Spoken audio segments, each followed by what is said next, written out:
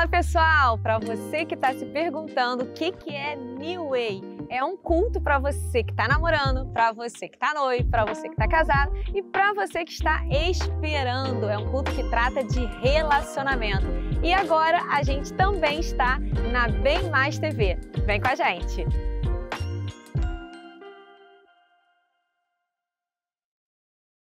Douglas é brabo, é o cara. Para mim é uma honra estar aqui, gente. Boa noite. Como já me apresentaram, eu sou Yuri, faço parte da juventude aqui, eu lidero a parte de missões, evangelismo, toda essa parte de sair das quatro paredes. Inclusive hoje começou o nosso treinamento de líderes universitários, né? Não sei se vocês vieram nos últimos cultos do domingo, a gente apresentou o projeto. Se você é universitário, quero te convidar, fazer meu jabá aqui, né? Como dizem. Então a gente tem um projeto para líderes universitários ocupar um espaço que é um espaço que o Senhor nos deu, né? Se você for ler, as universidades foram criadas pela igreja. Sim, a igreja que desenvolveu esse campo e nós entregamos ele a Satanás, mas nós estamos retomando. E temos valentes, hoje temos 10 células, mas devemos abrir mais 13 ou 14.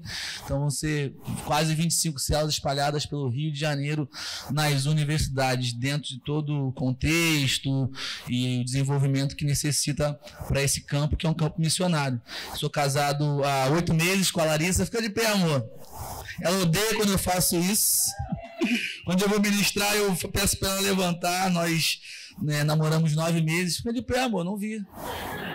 Ela é linda, né, gente? Eu gosto mesmo de mostrar que eu casei com uma mulher linda, uma mulher de Deus, incrível, que me potencializa no meu ministério, na minha vida, em todas as áreas da minha vida, né? E a gente namorou 9 meses, noivamos, ficamos mais 1 ano e 10 e casamos e estamos aí há 8 meses, né? Daqui a uma semana exatamente completamos 9 meses de casados, aprendendo a cada dia. É maravilhoso casar. Casem, gente. Tenham calma também para escolher o parceiro e a parceira que o Senhor tem para você.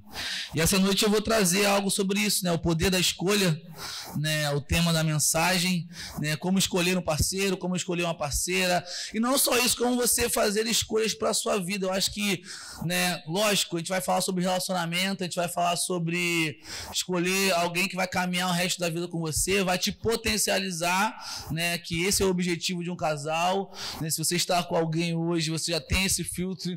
Será que essa pessoa me potencializa, me leva para onde eu quero ir, está indo comigo, né? Porque a fase do namoro é essa fase mesmo, né? De você entender. Você conhece a pessoa, eu mesmo, Larissa, nós nos conhecemos, né? Vou guardar, amor, aquela parte que você não gosta, que foi ela que, né, puxou o assunto pelo Instagram, mas deixa pra lá. Quem foi no casamento viu lá eu contando nos votos, né? Mas nós nos conhecemos, ficamos cerca de 3 meses ali nos conhecendo de uma forma, né, como amigos mesmo.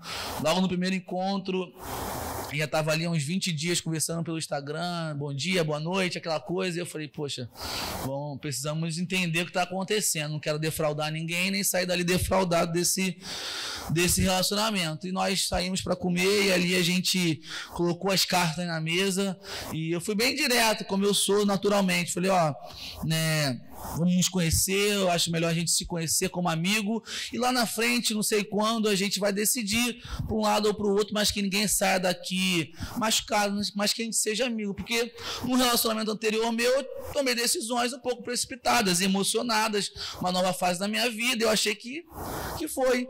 E depois que eu lembrei disso, falei, poxa, o meu relacionamento anterior eu terminei com 9 meses, com a Larissa eu noivei com 9 meses, então 9 meses foi um tempo de decisão para a minha vida também.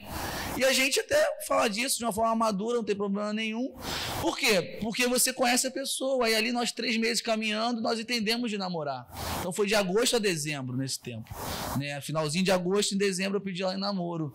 Então assim, já sabia mais ou menos quem era a Larissa. Conhecia os defeitos dela, conhecia as qualidades dela. Lógico, no namoro isso foi potencializado, né? Num relacionamento um pouco mais, né? A gente sempre usou o provérbio 17:27, assim como o ferro afia o ferro, o homem afia o seu companheiro. Então nós nos afiamos, estamos nos afiando ainda mais intensamente, né? Morando junto, casado, vivendo junto.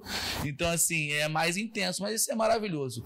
Creio que vai ser assim até Jesus voltar. ou alguém morrer primeiro, né? Mas deixa isso para lá. Então, fazer escolhas, tomar decisões importantes, definir o rumo da nossa vida é uma tarefa que não é nada fácil. Por exemplo, definir a sua profissão. Eu já defini minha profissão, definir um nicho dentro da sua profissão.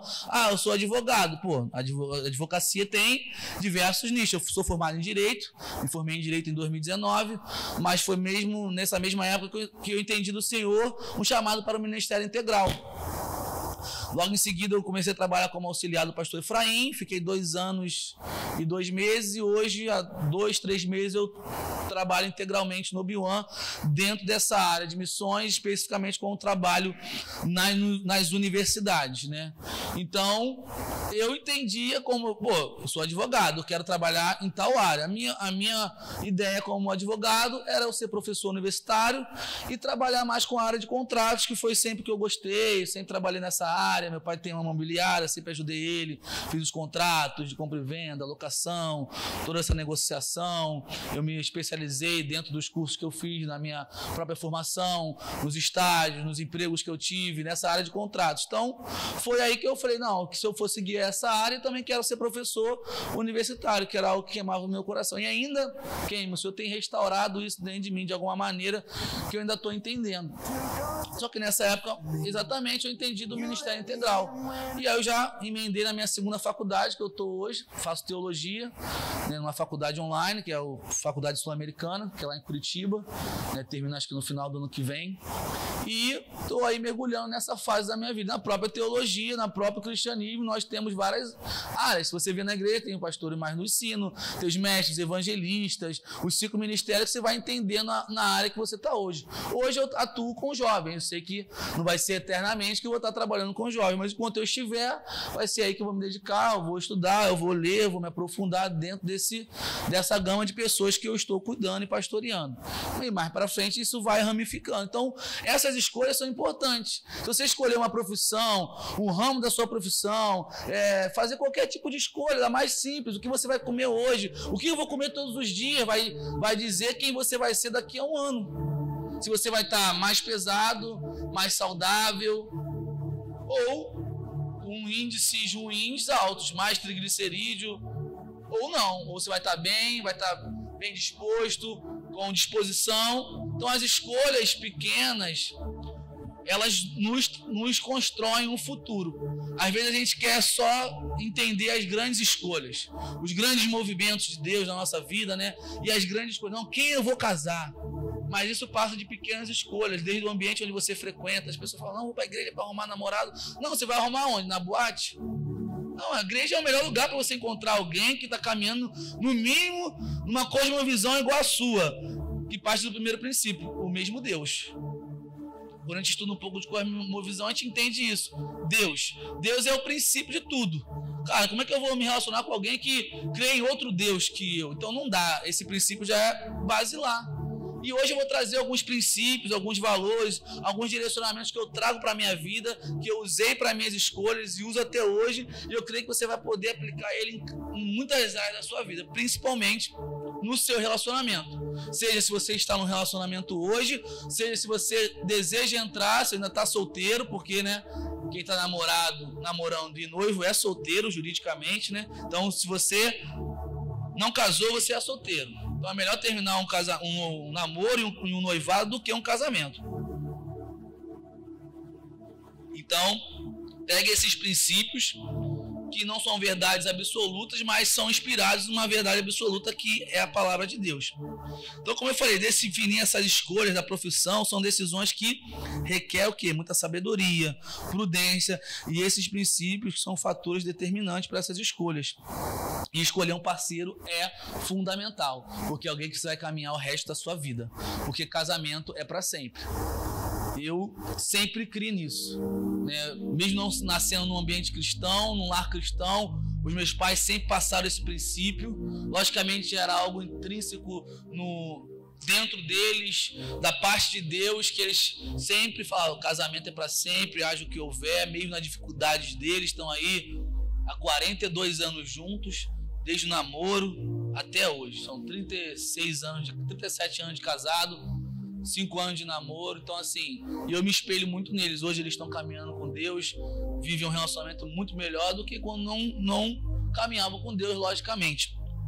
Eu queria abrir a Bíblia lá em Jeremias 32. Vou ler 2 versículos, né, para a gente se inspirar aqui e ter isso como um norte para a gente. Eu vou ler outros versículos, a gente vai abrir a Bíblia outras vezes, né? Se você não leu a Bíblia hoje, acho que aqui você vai ler alguns versículos, tá?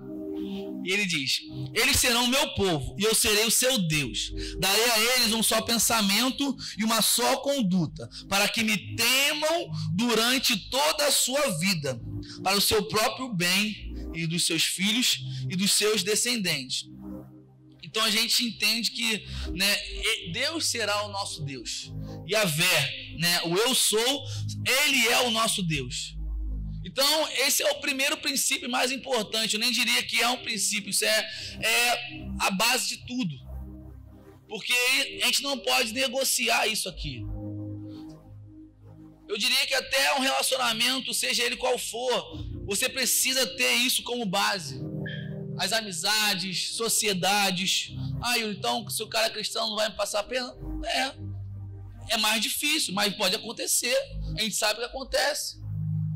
Então, esse cara não é cristão. Se ele vem à igreja e passa a perna no outro, ele não é cristão. Ele é um frequentador das 4 paredes e ouve culto, mas ele não vive um estilo de vida segundo os princípios de Jesus. Ou seja, ele não é um cristão. Porque um cristão é um pequeno Cristo na terra.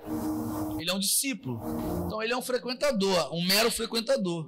Então, em primeiro lugar, eu queria trazer para a gente: não faça a sua escolha em fatores externos ou estéticos. O que isso quer dizer? Quer dizer muita coisa. Então não escolha pela aparência, não escolha pelo algum potencializador social, não escolha apenas porque, essa pessoa tem uma estabilidade financeira, essa pessoa vai me proporcionar um conforto, ela me agrada ou ele me agrada fisicamente. Tudo isso faz parte da escolha, mas não são fatores primordiais, são secundários, terciários. Por quê? Tudo isso pode passar um dia, a beleza um dia ela passa. Pode vir uma crise e algo acontecer, como a gente já viu e verá muitas vezes, uma fatalidade, e a vida financeira, aquela suposta estabilidade é quebrada, e aí se quebra ela, quebra junto o quê? O pilar ao qual você estava baseando o seu relacionamento. E se está baseado na aparência, hoje com 20 e poucos anos, logicamente daqui a 30, 40 anos, isso vai ruir. A não ser que você seja o Tom Cruise, né? Que aí o cara, não sei o que ele usa ali, meu irmão, porque o cara tem 60 anos e está melhor que todo mundo aqui, né? Mas aí eu não sei, há controvérsias, né? Mas a gravidade faz o seu efeito. O corpo começa a cansar, as coisas mudam. Aquilo que estava durinho já não está tanto. Mesmo indo na academia, mesmo se alimentando bem. Então, gente, se a gente fundamentar a nossa escolha nisso, é limitante. Ela se perde. Ela é passageira. Ela vai durar um tempo determinado. Então, ela vai acabar um dia. Então, o primeiro não faça escolhas pautadas nessas questões estéticas, externas, financeiras, porque tudo isso um dia pode passar. A estabilidade, ela muda. Então, a nossa escolha, ela passa por isso. Mas isso está lá, dentro de uma lista, ou de princípios que você tenha, dessa lente da sua escolha. Isso faz sentido. Lógico, a gente não vai casar com alguém que a gente não tenha uma atração física. Lógico, eu tenho que olhar para minha mulher e sentir uma atração por ela. Meus hormônios têm que funcionar, as coisas têm que acontecer. Eu tenho que sentir mesmo, né, vontade de estar com ela. Porque senão, o mesmo inimigo que tenta fazer você hoje, namorando ou noivo, né, transar, é o mesmo que eu falo a você casado, fala, não transa. Não, você está cansado. Não, pô. Todo dia? Não, 2 vezes na semana. Não, cara. Então tem que ter ali, cara, né, um negócio que você olha para tua mulher e fala, é hoje, vambora. E aí é a mesma coisa. Mas isso não é primordial, isso não se sustenta com o tempo. Porque eu vou falar para vocês, cara, quando você casa, você vê que o sexo, ele é bom, é importante, mas ele não sustenta o relacionamento sozinho. Não tem como. É igual o tripé, são 3. Se botar um só, uma cadeira, se eu tiro um pé da cadeira, ela cai. Não tem como ter uma cadeira com um pé só. Então são alguns pilares que sustentam o relacionamento. E em segundo lugar, eu quero trazer, não faça a sua escolha, ou seja, faça a sua escolha pautada no propósito de cada um. É de suma importância você saber o seu chamado, o seu propósito de vida, ou seja, a sua vocação no reino de Deus. Por que eu estou falando isso? Porque quando eu conheci a Larissa, nesse primeiro encontro que nós tivemos, eu já coloquei as cartas na mesa. Eu falei, eu tenho um estilo de vida assim, eu trabalho na igreja, eu vivo o ministério, é uma vida meio doida, é louco, final de semana eu estou trabalhando, cuido de gente, é assim, assim, assim, botei, apresentei. E mesmo assim eu falei, mas vamos se conhecendo, que tem coisas boas e coisas ruins ainda dentro disso tudo. Existe um Yuri. Mas eu falei, eu quero caminhar nessa direção. Eu tenho um propósito. Eu tenho um propósito de ser um pastor. Se eu sou um policial, eu tenho um propósito de ser um policial. Eu tenho um estilo de vida de um policial. Tem coisas que eu posso fazer, tem coisas que eu não posso fazer. Tem um dia que eu vou estar de serviço, tem um dia que eu não vou estar. Tem cerimônia, tem um monte de coisa. Se eu sou um médico, estou de plantão. O plantonista que me rende faltou. Amor, vou ter que dobrar. E é isso aí. Eu sou advogado, o meu cliente me ligou, vou lá para a delegacia. Não sei. A gente às vezes romantiza o médico, tá 72 horas de plantão, o policial tá lá 3 dias numa operação, mas o pastor, se sai da igreja 9 da noite, tá vendo? A gente tem que entender, dosar essas coisas, porque tudo isso faz parte. Eu falei, eu tenho um estilo de vida. Hoje mesmo, estava aqui nesse mesmo lugar aqui, no café da Unidade. Unidade é um movimento de líderes e pastores jovens de várias igrejas, nasceu em Curitiba, trouxe a unidade para o Rio e para as capitais. E estava tendo um café.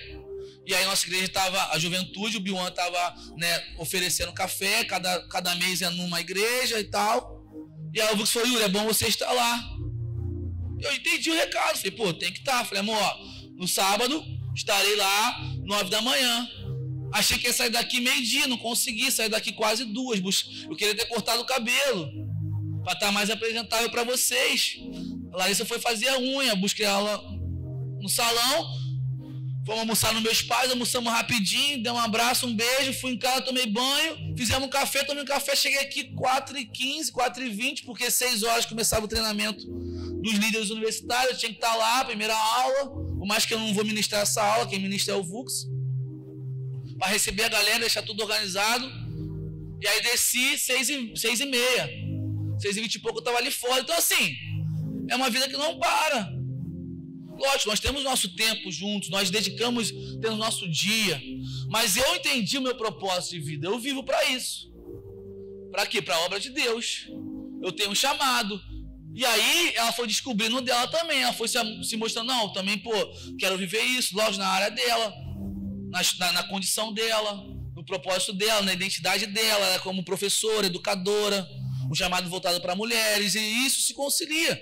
Porque lá na frente, daqui a alguns anos, quando nós estivermos numa igreja, vai ser de suma importância.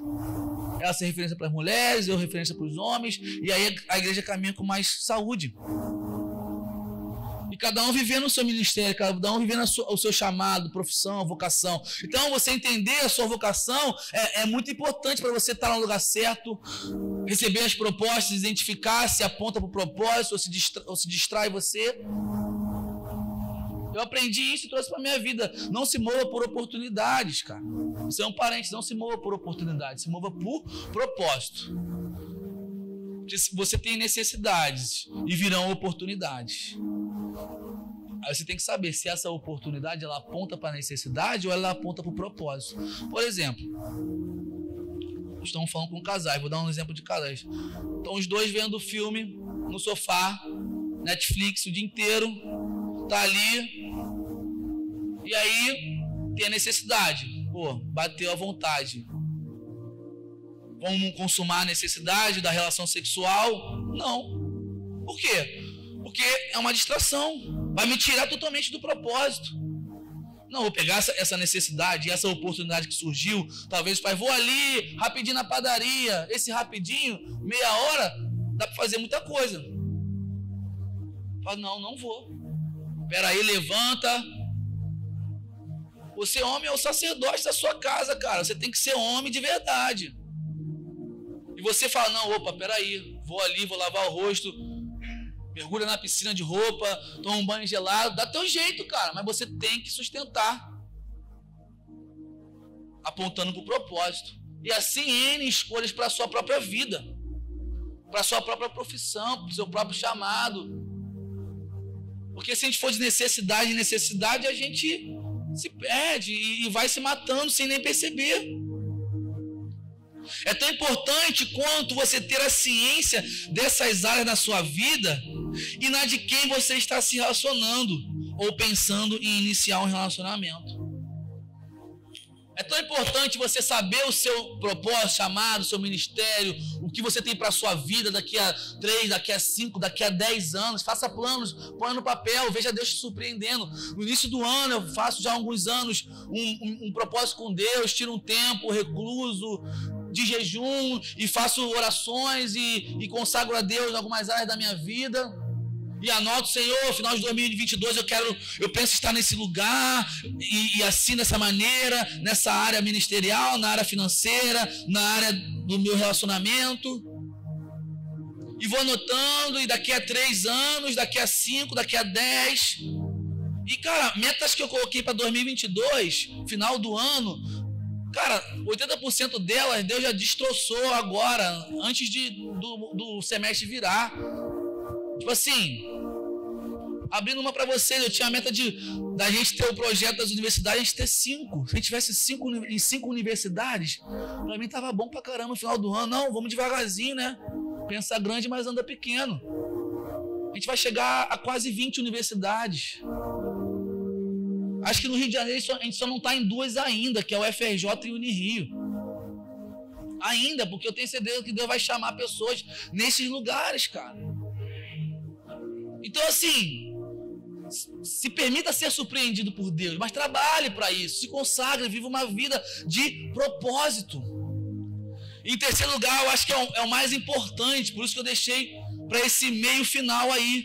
Faça sua escolha com base em princípios e valores, eles serão a sua bússola. Mas para você poder fazer esse tipo de escolha, você primeiro precisa ter um código de princípios e valores muito bem definidos na sua mente. Porque quem não tem esse código frequentemente acaba se perdendo nas escolhas. Eu vou colocar aqui 5 princípios que eu acredito a partir da Bíblia, a partir da minha experiência, a partir do que eu leio, do que eu vejo na vida de grandes homens e mulheres, do que eu estudo e do que eu entendi, para a gente trazer esse filtro, essa bússola que nos norteie em todas as escolhas da nossa vida, principalmente em quem vai passar o resto da sua vida, vai potencializar ou vai naufragar o seu propósito.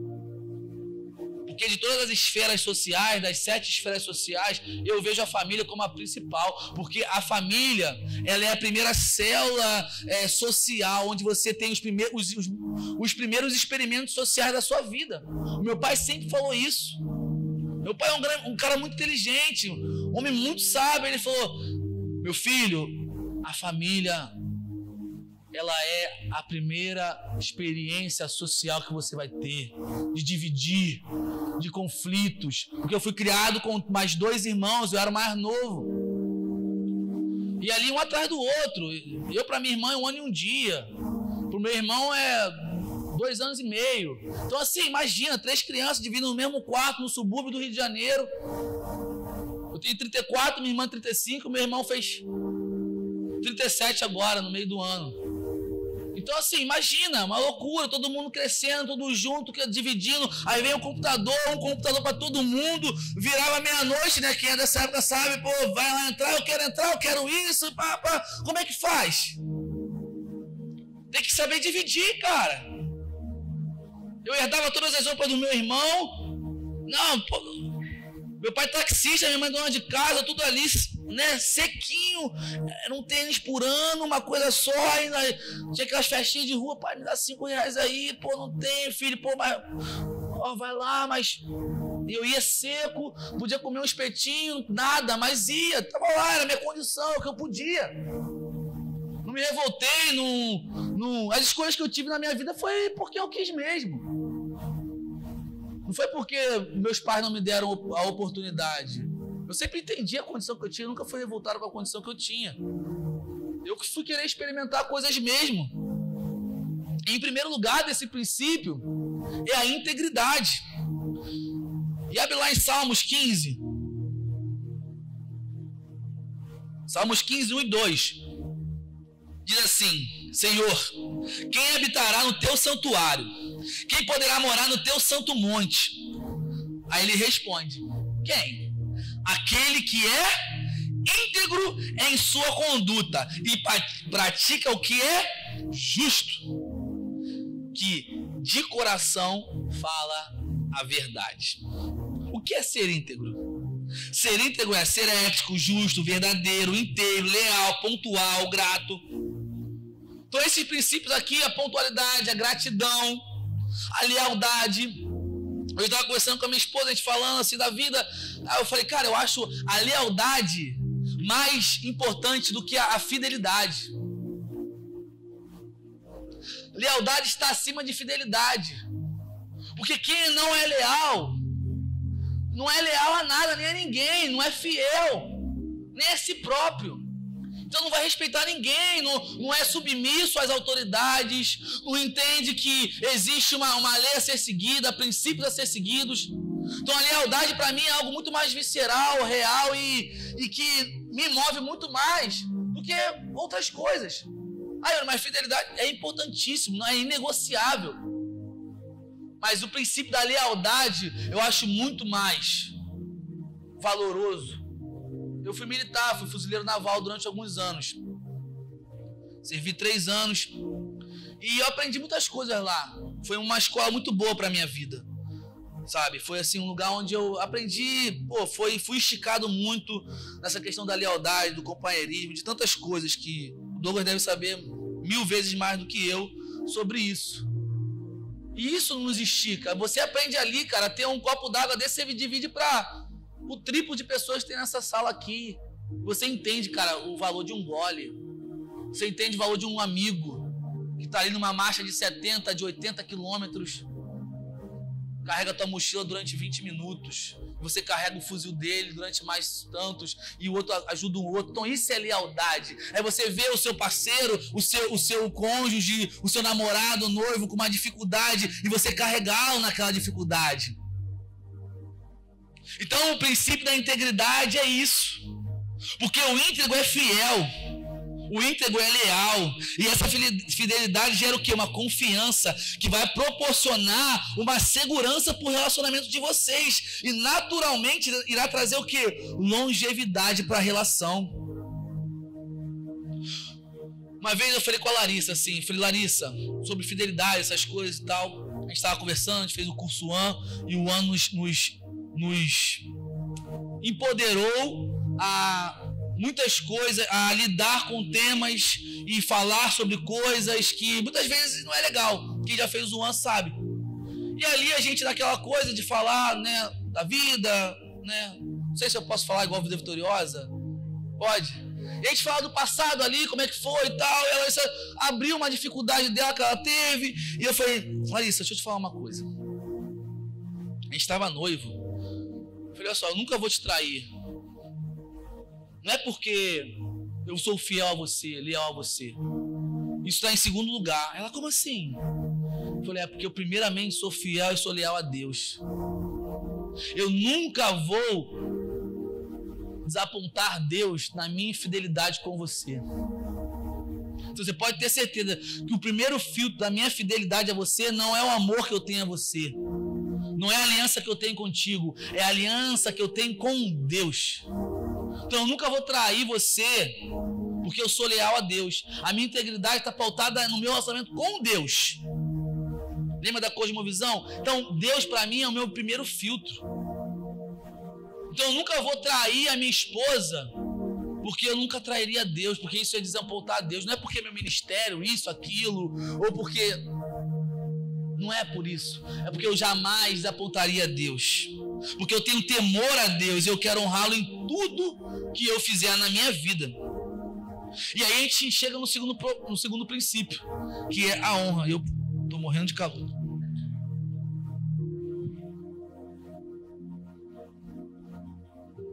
A Larissa sempre fala, sei por que você sobe de jaqueta, que você sempre tira.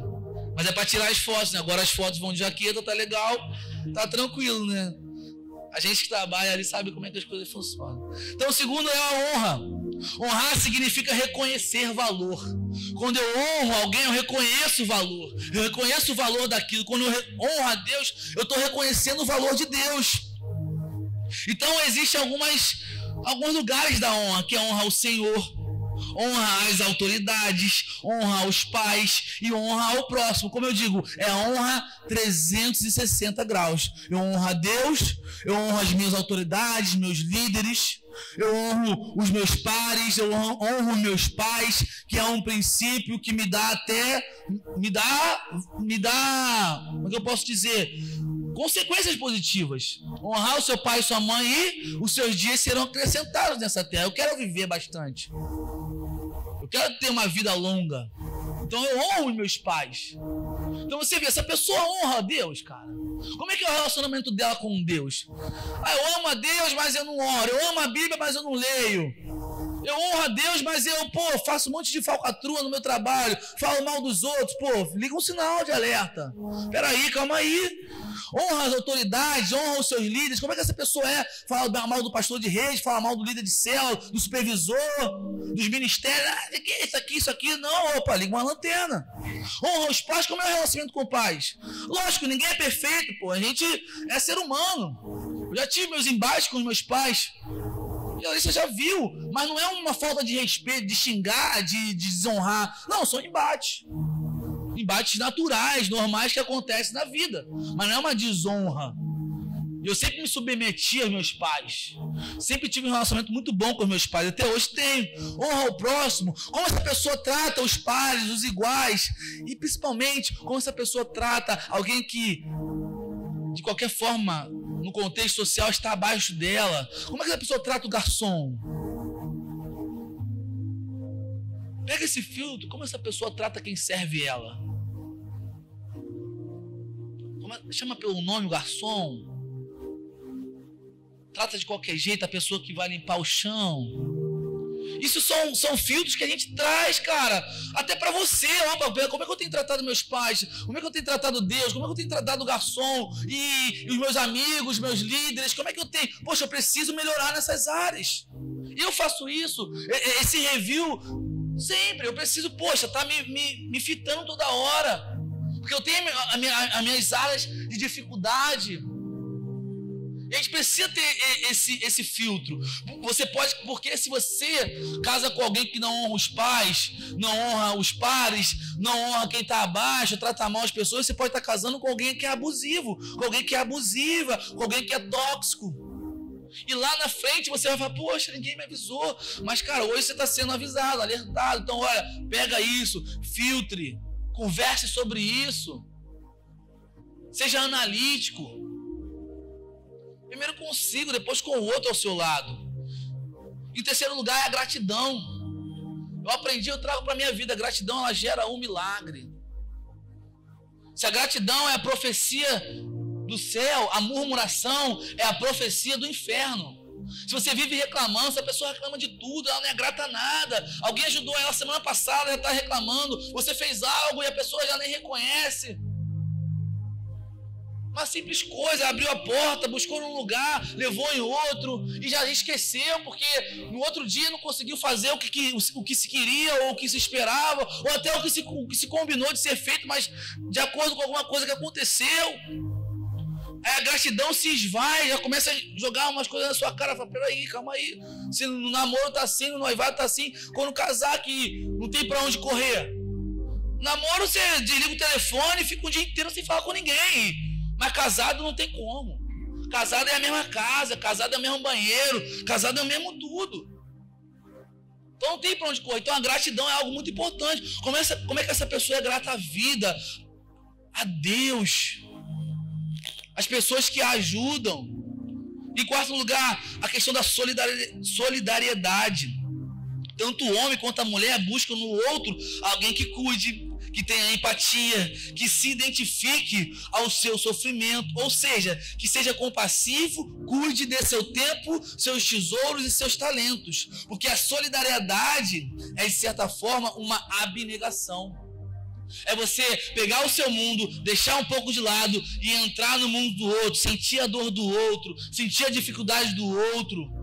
Mas eu estou bem, mas o outro não está. E você abre mão de algo seu para poder servir ao outro, ser solidário na dor. Porque é muito fácil a gente, rir com os que riem, chorar com os que choram é uma dificuldade. Então como é que essa pessoa é num momento de dificuldade? Talvez não com você, mas com outras pessoas.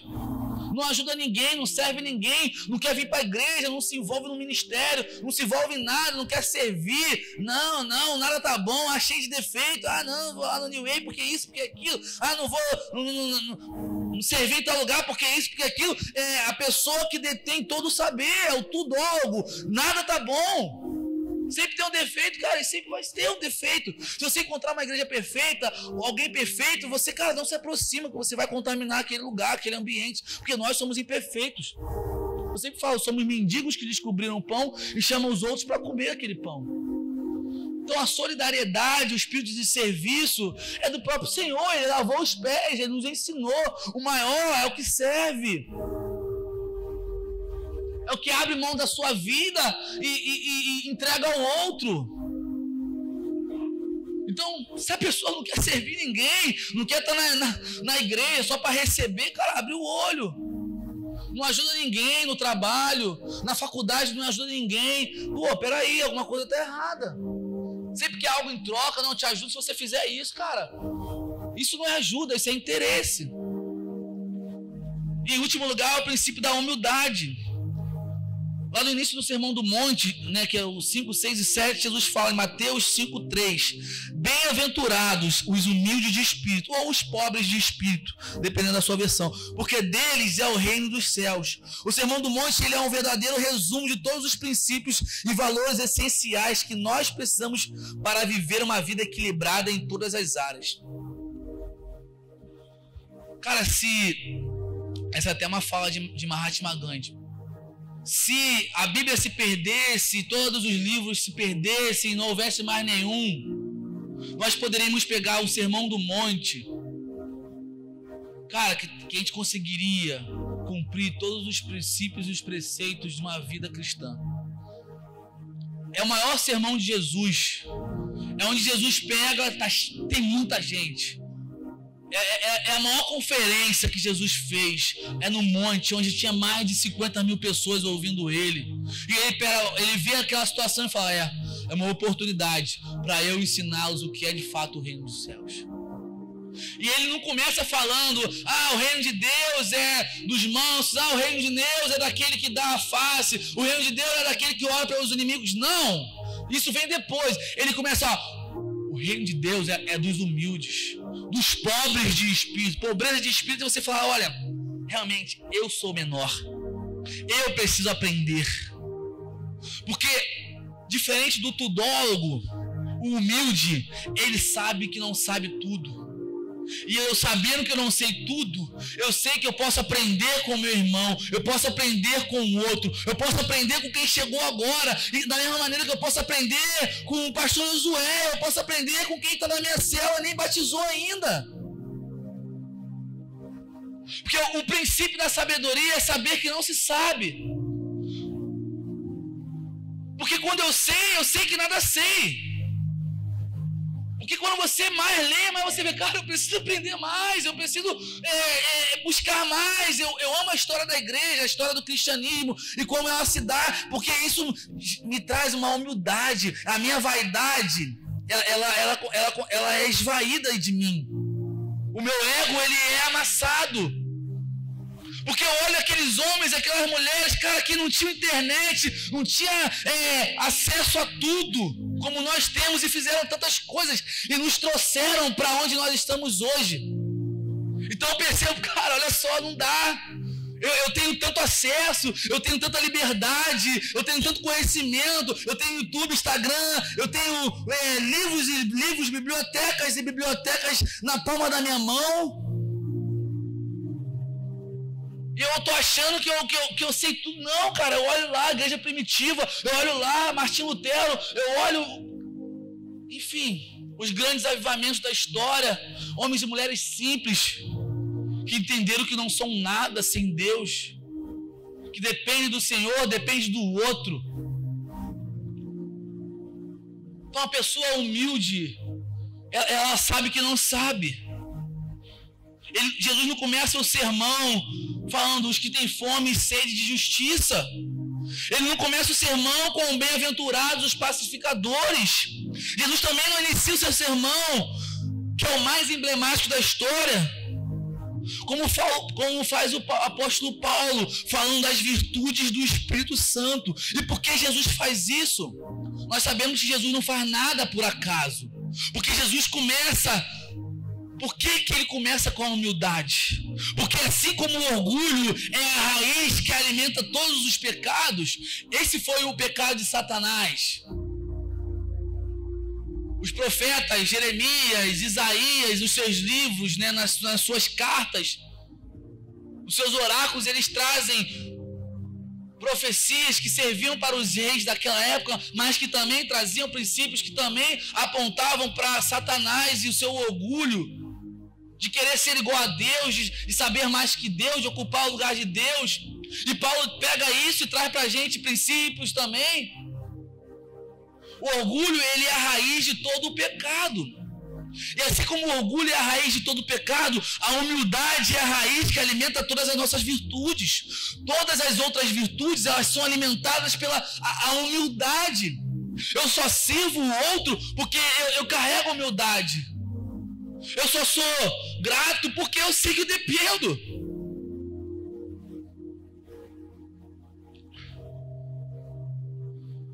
Então tudo vai partir dessa identidade da humildade. Jesus, ele não brinca, ele traz um fundamento, um alicerce sólido, que é a humildade.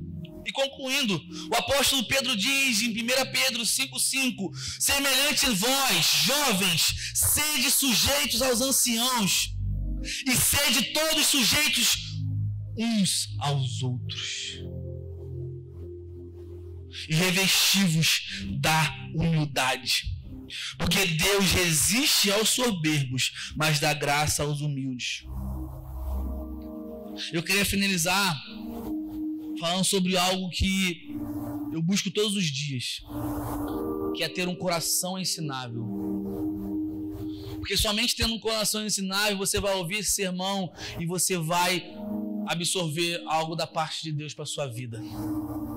Porque somente tendo um coração ensinável, você vai olhar para quem está ao seu lado e vai saber: eu preciso aprender com ele, eu preciso aprender com ela. Você vai olhar para cima e vai ter alguém que você vai aprender. Você vai olhar para baixo, você vai saber que tem alguém que você pode aprender. Você vai olhar para o lado, você vai olhar para a vida, você vai olhar para as pessoas e você vai saber: eu tenho algo a aprender. Somente os humildes possuem uma atividade de contínuo aprendizado. O humilde, ele não acha que sabe tudo. Ele não acha que está sempre certo. Ele não se vangloria. Ele não julga os outros. O humilde sabe que não sabe tudo. Sabe que não sabe o que o outro sabe. E sabe que ele e o outro saberão muito mais juntos. E principalmente, ele sabe que ainda não cresceu tudo o que precisava crescer. Eu sempre falei com a Larissa: nós somos dois elementos químicos muito fortes. Eu tenho uma personalidade muito forte, eu sou sanguíneo. A Larissa tem uma personalidade muito forte, uma mulher independente, uma mulher empoderada. E eu sempre pedi a Deus isso, só que eu não sabia o que eu estava pedindo. Brincadeira, eu sabia, e glória a Deus, porque a minha mulher, ela me forja, a minha mulher, ela me estica, a gente tem nossos embates, nossas dificuldades, mas nesses 9 meses, nesses quase 3 anos que estamos juntos, 9 meses de casado, como eu tenho crescido, amadurecido, e creio que ela também da mesma forma. E isso só é possível porque a gente olha um para o outro com admiração, a gente olha um para o outro com gratidão, a gente olha um para o outro com humildade. Às vezes naquele primeiro momento a gente não consegue perceber que aprendeu algo, mas depois a gente, pô, é verdade, lá na frente a gente conversa, é isso aí, obrigado por ter falado aquilo.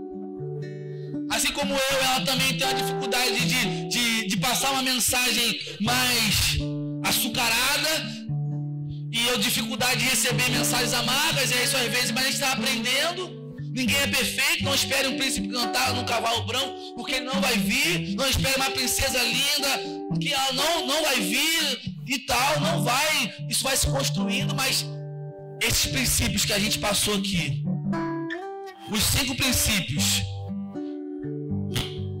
que são a integridade, a honra, a gratidão, a solidariedade e a humildade, eles devem ser inegociáveis para a sua vida, para a sua escolha, para servirem de bússola para quem você vai se relacionar, para servir de filtro, para você filtrar a sua relação, para você falar, peraí, calma, eu vou dar um passo para trás e vou ver de fora um pouco, através desses princípios que o Yuri trouxe aqui, e eu vou pegar a minha subjetividade e vou colocar neles, e vou colocar a subjetividade no meu relacionamento, e vou inserir neles dessa fórmula, e eu vou me entender esse relacionamento, e vou fazer escolhas. Se você namora, se você é noivo, você vai falar, opa, peraí, onde nós estamos errando? Vamos consertar isso aqui? Realmente eu preciso melhorar nisso, não, e eu preciso melhorar naquilo. Mas a humildade, ela só é possível. Você só reconhece que precisa mudar em algo se você primeiro parte da humildade. Fala, poxa, um reconhecimento.